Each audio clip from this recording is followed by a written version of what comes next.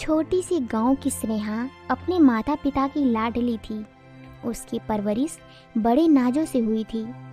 स्नेहा न केवल सुंदर थी बल्कि पढ़ाई में भी अव्वल थी। उसकी हंसी से घर रोशन रहता था। समय बीता और स्नेहा की शादी के लिए प्रस्ताव आने लगे। राम प्रसाद और उनकी पत्नी सुमित्रा ने काफ़ी सोच समझकर अपनी बेटी की शादी अनुराग से करवाई। अनुराग पढ़ा लिखा था, सलीकेदार और सभ्य परिवार से था। स्नेहा भी अपनी शादी से खुश थी। दोनों की जोड़ी को देखकर हर कोई कहता जैसे भगवान ने इन्हें एक दूसरे के लिए बनाया हो। शादी के बाद पहले कुछ महीने बेहतर खुशहाल बीते। अनुराग और स्नेहा एक दूसरे से बहुत प्रेम करते थे।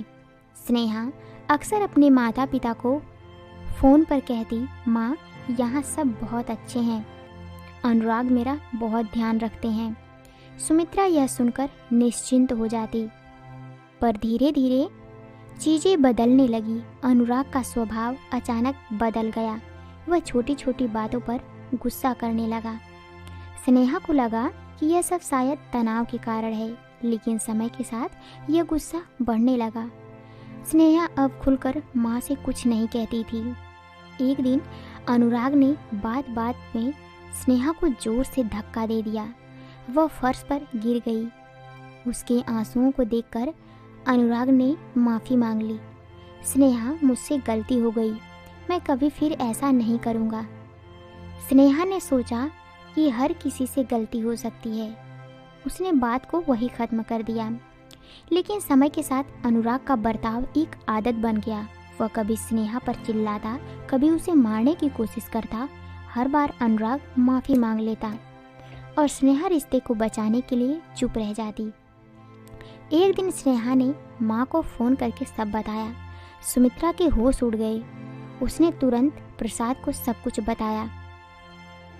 राम प्रसाद ने सोचा कि बेटी के जीवन में दखल देना ठीक नहीं, शायद दोनों खुद अपनी समस्या सुलझा लेंगे। लेकिन सुमित्रा शांत नहीं रह सकी। उन्होंने बेटी को समझाया, बेटा रिश्ते को बचाना जरूरी है, लेकिन अपनी इज्जत और जान को दांव पर लगाकर नहीं। अगर कोई तुम पर हाथ उठाता है तो यह प्यार नहीं बल्कि अपमान है।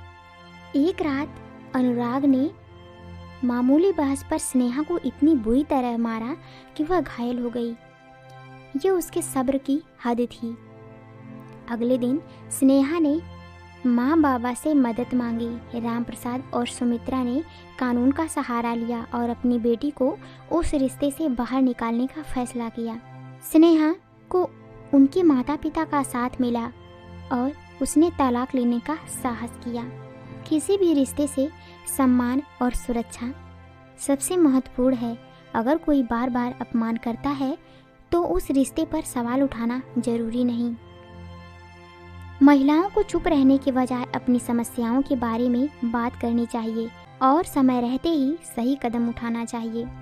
दोस्तों, स्नेहा के कदम ने न केवल उसे बल्कि ऐसी ही कई महिलाओं को अपनी आवाज़ उठाने के लिए प्रेरित किया। उन्हें यह दिखाया कि अपनी ज़िंदगी का सम्मान करना सबसे पहली प्राथमिकता होनी चाहिए।